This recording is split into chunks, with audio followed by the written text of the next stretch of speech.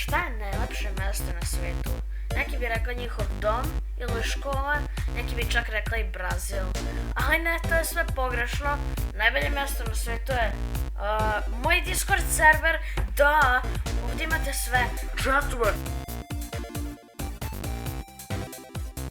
voice,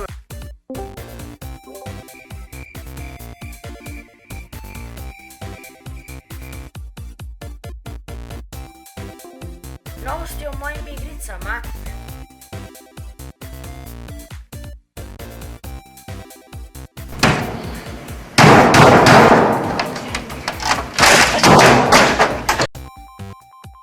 Novim videima.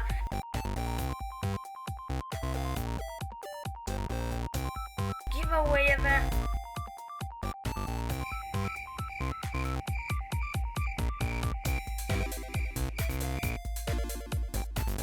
Muziku.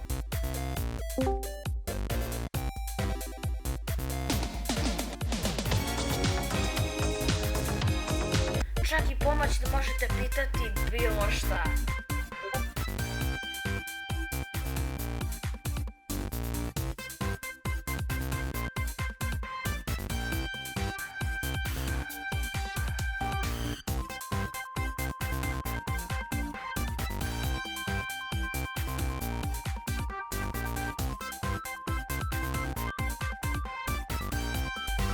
Verujte mi, ovdje možete pronaći jako puno zabave i mimova.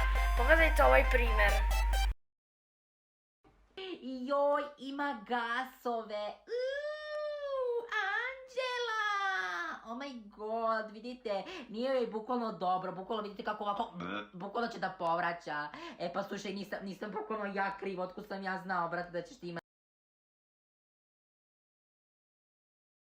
Šta više čekate, server se neće sam napuniti. Imate link u opisu videa, komentarima, čak i ovdje na videu trenutno možete vidjeti linkma svuda. Ako ste toliko slepi, napišite komentar i poslat ću vam lično link u DM ako treba, samo učite više. To je malo previše bilo, a?